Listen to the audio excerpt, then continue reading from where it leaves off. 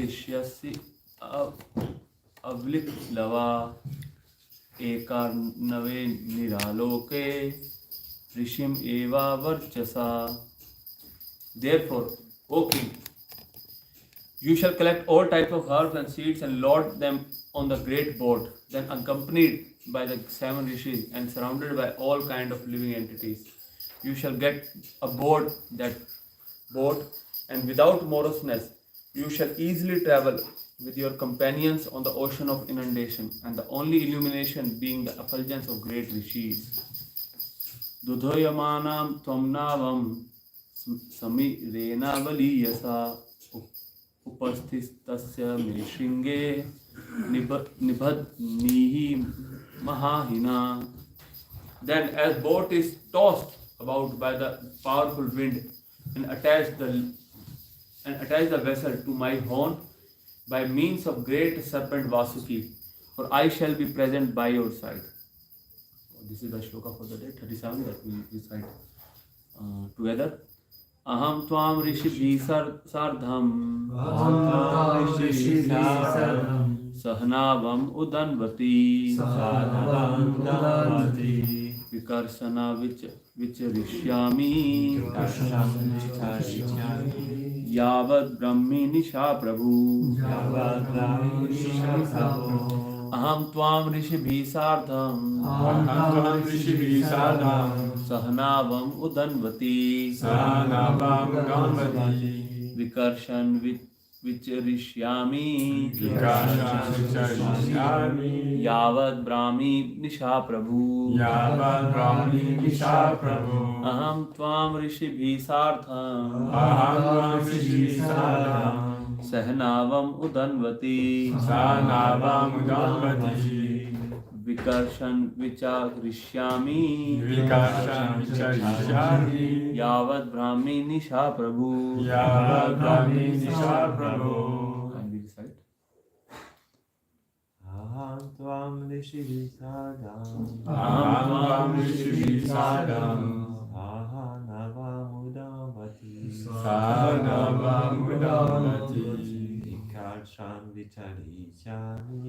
Vikarshan vicharishyami yavad brahmi nisha prabhu.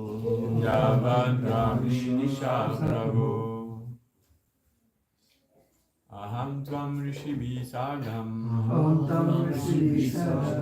sahanavam udanvati vikarshan vicharishyami yavad brahmi nisha prabhu.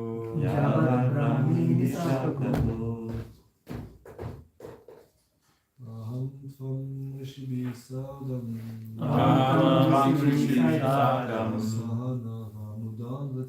Sahanavam vikarshan vicharishyami yavad brahmi nisha prabhu. Word meaning.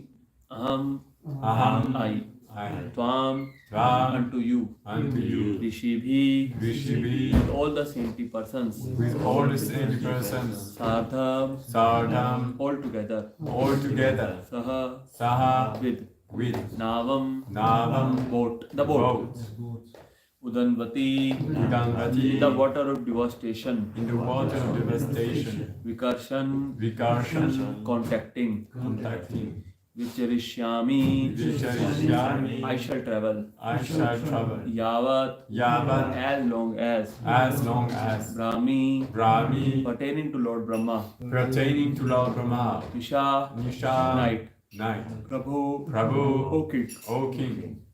Translation and purport by His Divine Grace, His Bhaktivedanta Swami Shilopad ki Jai.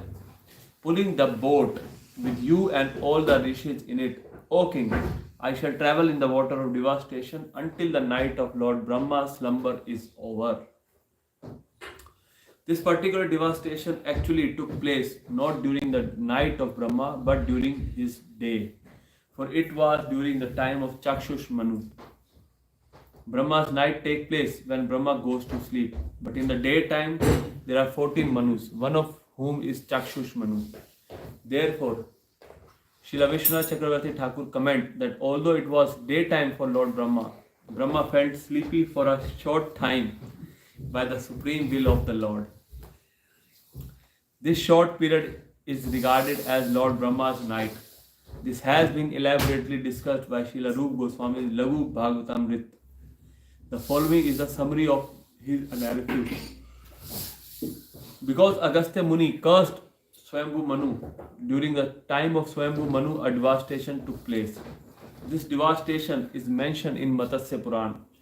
During the time of Chakshush Manu, by the supreme will of the Lord, there are suddenly another pralay or devastation. This is mentioned by Markandeya Rishi in the Vishnu devastation. Why just let another, mostly the pralay happens at the, like there are several times when pralay happens. One is when Brahmaji has to sleep. Like just like if we are doing something, if a worker is doing something in his factory or somewhere, so what he do, if he has to go to sleep, what he do? He wind up his work. He remove everything from the table, he put the tools back in the where they belong, and then he goes to sleep, right? So similarly, one kind of pralay is like that. When Brahmaji has to sleep, he wind up everything on the planetary systems. All the souls go back into the dormant state, and all the elements they get devastated. Like up till earthly planetary system, the universe is covered in water at that time. This is one type of pralay. Another type of pralay is when yug changes from Kali Yuga to, right now it's Kali Yuga going on, and when Kali Yuga to Satyug will come, when the time of Kali Yuga ends and Satyug will come, so again there will be a great need of reset, because we know, Bhagavatam has mentioned in the 12th canto what will happen at the end of Kali Yuga. There will be, there will be only termination, no kripa at that time. Krishna will not be in the mood of giving kripa at that time, because there will be nobody who will be actually for Krishna, even killing devotees is also kripa. But so Krishna will give kripa only through that channel, not through any other channel. So when the yug changes also, there is a need of, especially from when this Kali Yuga to Satyug, there is a need of pralay. And one type of pralay is also happening right now. The pralay means destroying everything and starting new, isn't it? Just like our computers or our mobile get hanged, what we do? We restart them at times. That is also pralay. But one kind of a pralay is also happening, that is slowly everything is decaying, isn't it? Like our bodies are getting decayed, this material body is decaying. It is, slowly it is reducing to lower and lower levels. Means how to say, they're getting destroyed. Kalosmi, the destroyer. Time I am the destroyer of the world. So this is also one type of pralay. So this is also required so that whatever is there in this world is not useless. Whatever Krishna does or whatever Krishna let happen, it is not useless. There is a purpose behind it. Nothing in this world is useless. One time Prabhupada was on his morning walk, and Prabhupada was, because Prabhupada was a great preacher, so he always, wherever he goes, he sensed what is available in the environment, how people live here, what is their preferences. Prabhupada used to ask so many questions to the local people. So one time Prabhupada was going on a morning walk with devotees, and Prabhupada asked, "What is this plant?" Devotee said, "Prabhupada, this is this plant." And Prabhupada said, "What is this flower?" "This is flower." And Prabhupada said, "What is this plant?" Prabhupada said, "This is useless." Well, "No, you are useless." Prabhupada said, "Everything in this world is, if Krishna has created that thing, then there must be some use of it. Nothing is useless. You might not know the use of that thing, but everything has a purpose."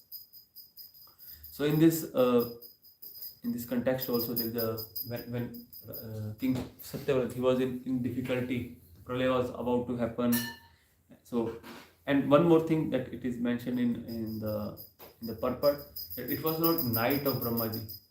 Somehow Brahmaji got, by the arrangement of Krishna, he got sleepy in the daytime. For us, it also happens, especially when you go to office after lunch, you feel sleepy. It used to happen with me. So, so somehow Brahmaji also feeling sleepy, and Pralaya happened. So it is not the night of, and it is, Prabhupada is giving examples from the Rupa Goswami's commentary also, and from Markandeya Rishi's, the name of this Shastra, Vishnu Dharmottara. So this is how Prabhupada, gave us these, this Srimad Bhagavatam. Actually, it is, for us, it is not possible to, to go and read every Shastra possible. First of all, it is not accessible to us, and even if it is accessible to us, we cannot read all of them. We don't know that much Sanskrit. We don't know, or we will be very puzzled. And if you ever tried reading Gita Bhushan or any other commentary of Bhagavad Gita, you will be, after reading those things, you will appreciate Prabhupada so much. Really, what Prabhupada had did for us. Prabhupada has really, just given us everything nicely cooked. With one example, you can understand it. Suppose you have to cook breakfast tomorrow morning, and we have a very big farm, and for we have in our farm we have everything like cauliflowers and zucchini, but on the plants, you have to go there and pick them up. Everything is there. So what Prabhupada did, and right now what we have to do, we just have to go downstairs, pick things from our bhoga room, and start making whatever we want to make. So Prabhupada did so, that whatever we need for our study, whatever is there that we can understand, that will not puzzle us, Prabhupada has presented us in a nutshell to us, in a simple language. Otherwise, if we go, if you read those Shastras without adhikar, actually, Shastra and Shastra, these are two words. Shastra means weapons, and Shastra means scriptures. They are never given to anybody. There is a discrimination, especially in Europe and India. America is a little different. Anybody can buy, just by showing the ID, they can buy weapons. But I guess Europe also is very controlled in terms of weapon. You cannot just go to a shop and buy a weapon, isn't it? Yeah, you need a license. Yeah, and getting license is very difficult. Even in India, it is like that. So, so they are not given to everybody. Similarly, you have to be qualified enough to, just like you have to be qualified enough to access weapons, Shastra. Similarly, you have to be qualified enough to access the Shastras also. You cannot just keep on going, finding this Shastra from there, and start reading it. There is a scripture written by Sanatana Goswami, Hare Bhakti Vilas. You might have heard of it. One time, one of the earlier Srila Prabhupada disciple, who was a Sanskrit scholar, was reading, somehow he came to India, and when you go to India, there is a human tendency to find something new. Everybody is wearing white plain dhoti. I'll find something with nice border, with chadar with Radhe Radhe written on it. Everybody is wearing these simple beads. I'll wear something extraordinary, some thick beads, so that I will be recognized out of the crowd. We have this human tendency. We'll talk about it a little later also. So that devotee, that disciple of Srila Prabhupada, went to India, and somehow he got his hands on Hare Bhakti Vilas, and he was a Sanskrit scholar also. Prabhupada taught him how to read Sanskrit, and he used to do editing of Prabhupada's books also. So, and one fine day, he was reading Hare Bhakti Vilas, and when Prabhupada saw that he is reading Hare Bhakti Vilas, Prabhupada said, simply by reading this book, you will go to hell. It raised eyebrows, turns head, how Prabhupada can say says so. Simply by reading these books, this book, you will go to hell. Why? Why it is so? Because that devotee, doesn't have qualification to read that scripture also. You need qualification to read scripture also. Why so? Because Prabhupada then elaborated. Because in Hari Bhakti Vilas, there are so many rules and regulations are mentioned that you should do this, you should do that, you should wake up at this period of time, you should not eat like this. So there are many rules and regulations. And Prabhupada said that you will read it. It's okay that you will read it and you will start following it. But what we will do? We will start discriminating devotees also. That he is not doing this, he is not doing that, he is not following rules and regulations. That is mentioned in the Hari Bhakti Vilas. And then what you will do? You will create offenses unto the lotus feet of devotees. And simply by reading this book, you will go to hell. So Prabhupada, whatever Prabhupada has given us, actually we have to understand that this is our level, that we cannot go beyond that. And if somebody has this qualification by the mercy of Guru and Vaishnavas, by taking their blessing and permission, they can read those scriptures. But blessings and permissions are required. Simply just by our own will, our frivolous will. Because of this frivolous will, we are here. We are not with Krishna in spiritual world. So even after coming to Krishna Consciousness, if we use our frivolous will like this, so we will not end up in spiritual world. So it is highly, highly necessary that, whatever Srila Prabhupada has given us, it is sufficient. It is sufficient to take us to spiritual world. Like one time, I don't name the disciple who said this, who shared this incident, that when he was initiated, another disciple told him that, do ask Prabhupada that what time you have to chant Gayatri. So because as per Karma Kand section of our Shastras, there is a certain time period that you have to do Gayatri. Every day it changes, like sunrise, noon and sunset. So you have to chant Gayatri as per that. So he asked question to after taking the second initiation, after receiving the mantras, he asked Prabhupada, Prabhupada, what are the timings of chanting Gayatri? Prabhupada says 6, 12, 6. Oh, no, Prabhupada. Is there any specific timing that we have to chant Gayatri? Prabhupada says 6, 12, 6. Then again he asked Prabhupada, no, Prabhupada, there must be something like, I have read this. Prabhupada said, no, it is 6, 12, 6. You have to chant your Gayatri at this time. At times we can, by time, place, circumstance, we have to do, we have to chant Gayatri at different time also. Especially in these days, the daylight comes at 8:30. So you cannot follow that system. So that's why Prabhupada standardize these things.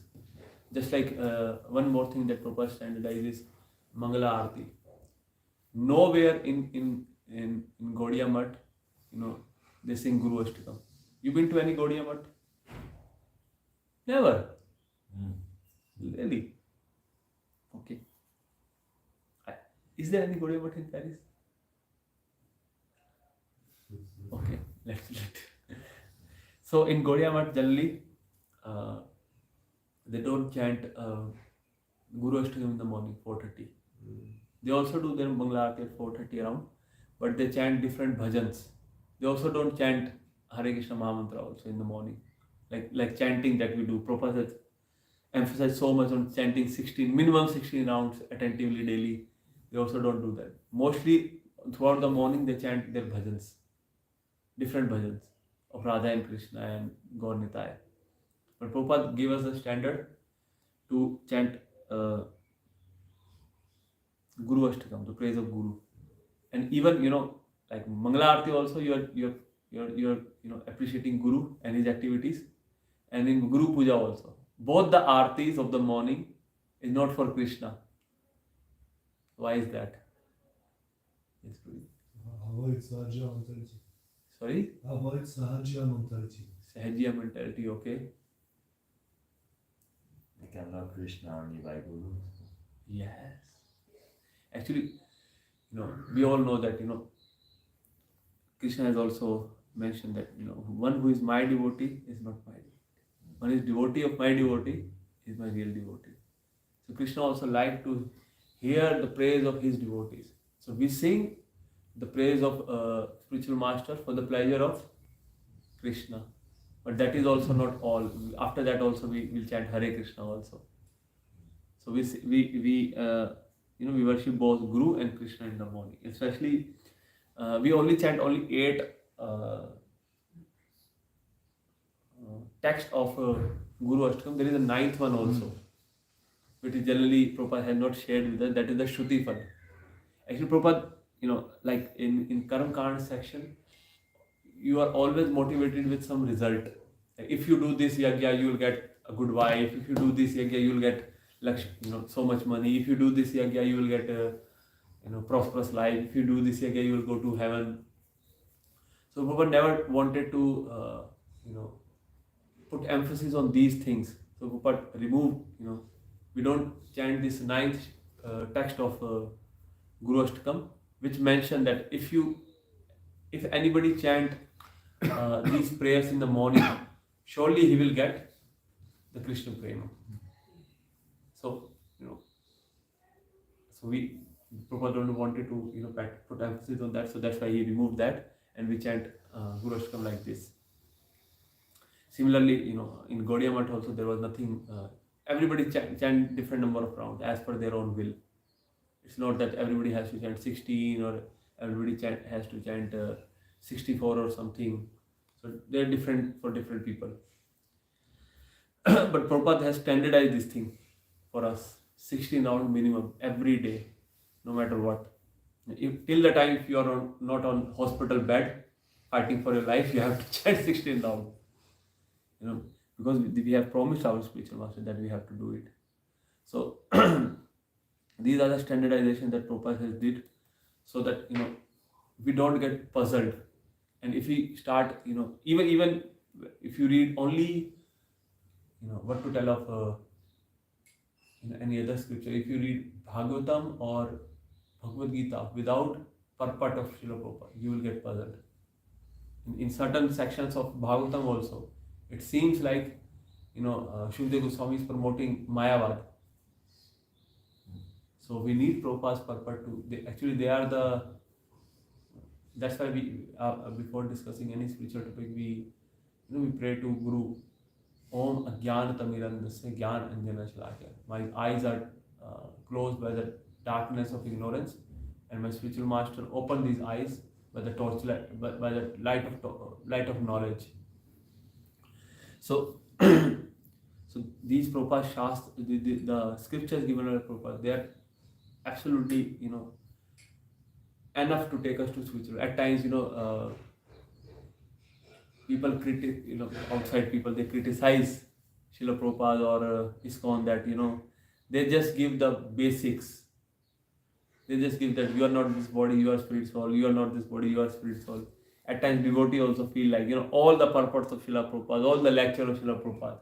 Prabhupada just keep on emphasizing, you are not this body, you are spirit soul. You are not this body, you are spirit soul. Isn't it? Same thing again and again and again. But we need to understand that repetition is necessary to drive point home. Just like there are shlokas like Hare Nam, Hare Nam, Hare Nam, Eva Kevalam. Kalau Nastev, Nastev, Nastev Gatiranyatha. Why they are emphasizing 3 times? Why they are repeating 3 times? To put more emphasis. And Prabhupada knew that we are on bodily platform. We do not there are famous lectures of Srila Prabhupada. Everybody is thinking, I am European, I am American, I am Indian, I am this, I am that. You are not this body, you are spirit soul. Prabhupada spoke this again and again so that we can really understand that we are not this body, we are spirit soul. So, and one of the reasons it is because Prabhupada always met a new audience wherever Srila Prabhupada go. There were always Prabhupada was preaching so much, the movement was expanding so much that there are always some new devotees. So one point is that whatever Srila Prabhupada has given us, that is enough for us. It's not that Prabhupada has kept something out of our reach. Everything that is required to go to spiritual world is there in the Prabhupada Shastras. It is there in even the, at times like people outside they say that, Prabhupada didn't discuss about the dealings between gopis and Krishna. It is not there. It is still there. It is there in the Chaitanya Charitamrita also, between the this discussion between Ramananda Rai and Chaitanya Mahaprabhu. But we have to be qualified enough to go there. First we have to read proper small books, Bhagavad Gita, Srimad Bhagavatam, and then we can go to Chaitanya Charitamrita. Generally also in Srimad Bhagavatam also, all that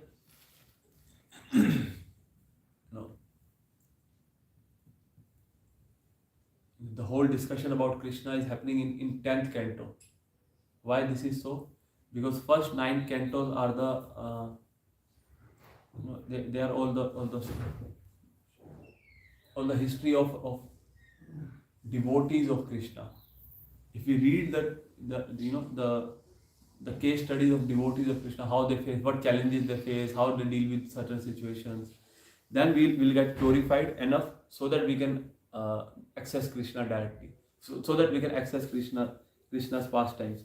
If we go directly on Krishna, we will be bewildered very easily. Like most of the activities of Krishna are not very, simple or simply understood. You need like just like a rich man, he can do anything in his mansion. Even if he likes to, he can spend money anywhere or anything. Normal people cannot do so because they lack money. Similarly, Krishna can do anything. But first 9 cantos are there to make us understand that Krishna is Supreme Personality of Godhead. Then in 10th canto we can understand, okay, he can do anything because he is he's like this. So one time, one reporter, I guess, one disciple or reporter asked Srila Prabhupada, why Krishna, married so many queens and he has so many girlfriends. It seems like Krishna is so lusty. So Prabhupada replied like, yes, maybe, but who can stop him? Even if he is, who can stop him? He is Supreme Personality of Godhead.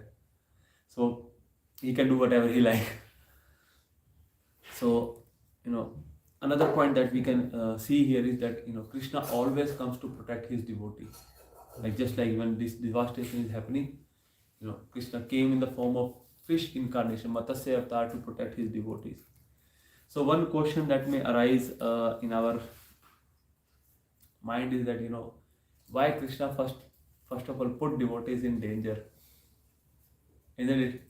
Especially devotees, they face more challenges as compared to, actually it's not true. Everybody in this material world is facing challenges, is facing problems, but that already is common to everybody.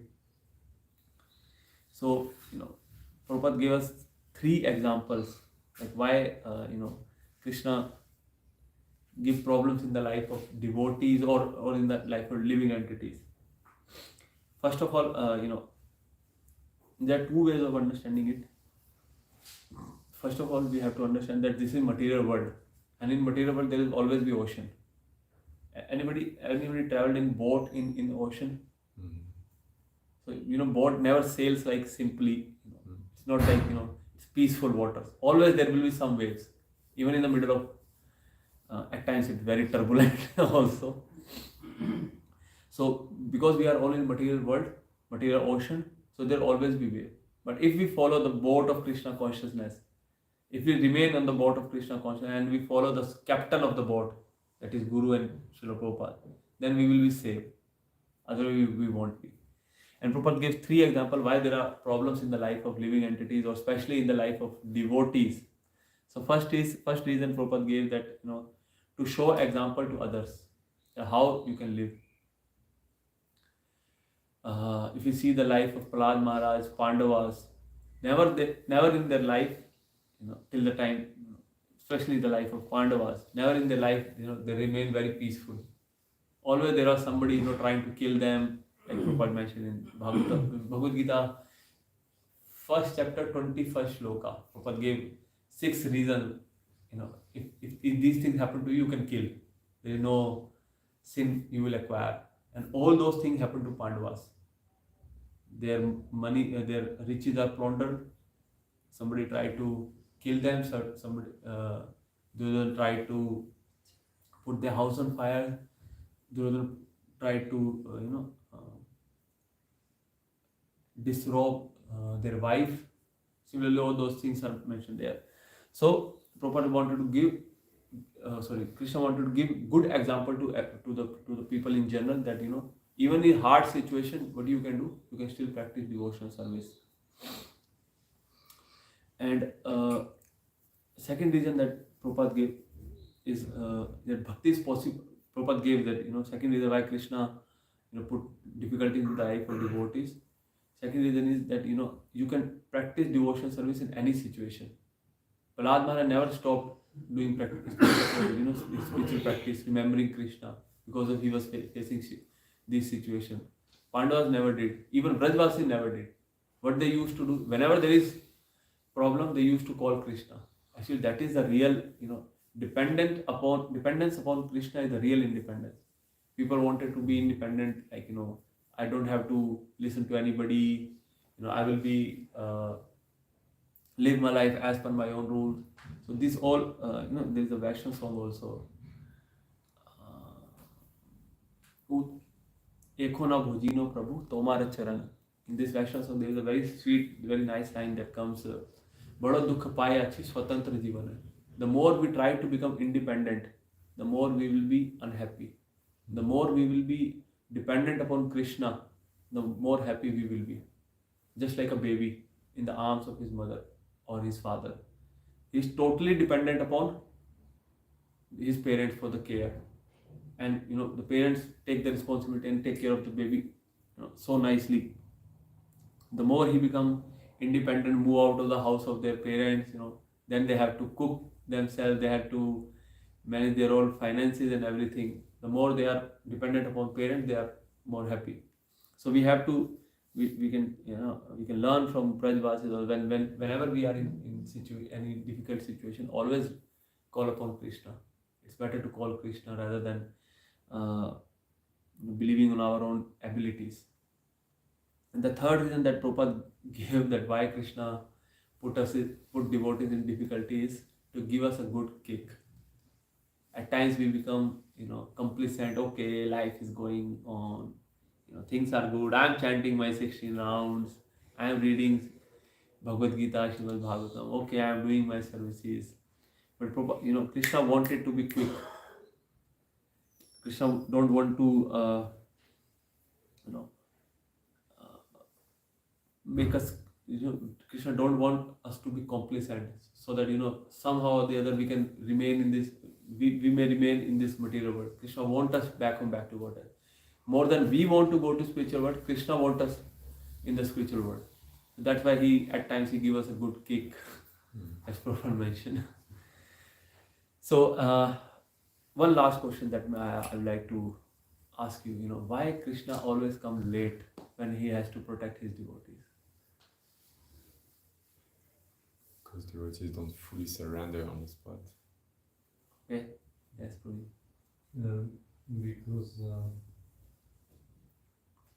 Because we may go, Krishna, please come. Krishna, where are you? And then when you become very desperate, really sincere. Krishna at times, want to intensify our feelings. Just like in the case of Draupadi, when she was about to disrobe, she tried everyone, Bhishma Pitama, Dhritarashtra, her own husbands and everybody, and Krishna did nothing. Krishna didn't came. But then she again calling Krishna also, but with her one hand because she was holding her sari also. She was not fully surrendered. And in the Dwarka, when Krishna was at that time, Krishna was in Dwarka, and Satyabhama was asking Krishna, why you're not going? She wanted to get disrobed. Krishna said, she is not surrendering fully. So, but at times, we also don't do surrender fully. But Krishna gives intelligence to us. Jnana deepena bhasvata. Krishna give intelligence to his devotee also so that we can surrender fully. Krishna give intelligence to Draupadi also to raise both arms. And then Krishna came. We all know the the past tense. So similarly, Krishna give intelligence to his devotees also, so that we can surrender fully. So that's how Krishna do his things, and it's more important to understand, to accept the plan of Krishna rather than to understand plan of Krishna. You cannot understand plan of Krishna. Krishna has to fulfill so many points. Krishna has to fulfill the desires of so many people.